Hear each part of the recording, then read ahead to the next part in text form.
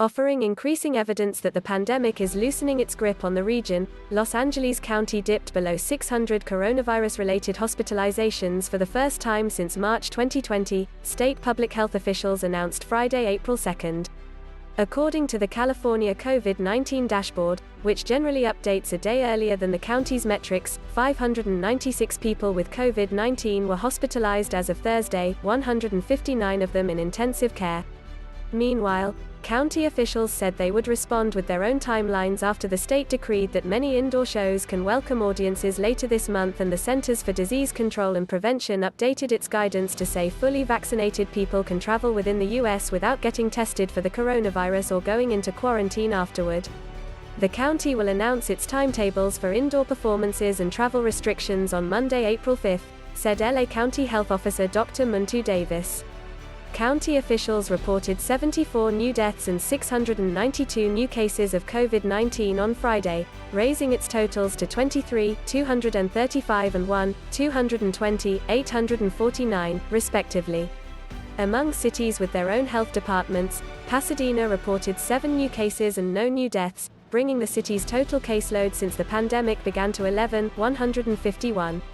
Long Beach did not update its figures Friday. As of Thursday, the city reported 52, 255 vases and 913 deaths.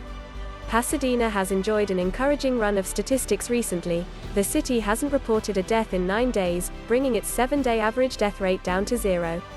Last Friday, March 26, the city was counting just under 1 death a day. The city's infection rates haven't been this low since the fall, analysis shows. And the last patient in Huntington Hospital's ICU ward checked out this week, officials said. And more than half of the city's residents have received at least 1 dose of the coronavirus vaccine, city data shows. Meanwhile, public health officials in El County, which moves into the orange tier on the state's recovery blueprint on Monday, vowed to work out the county's timetable for indoor concerts, sporting events and other shows as the state issued new guidelines. Whether or not we fully align, generally we want to get the final details first before we decide, said County Health Officer Davis. The state announced many new layers of rules on Friday.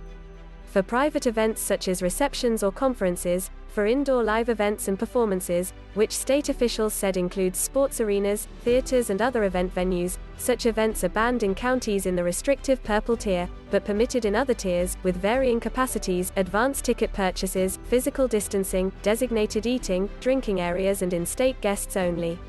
Masks will remain mandatory. Proof of full vaccination or testing will also be required.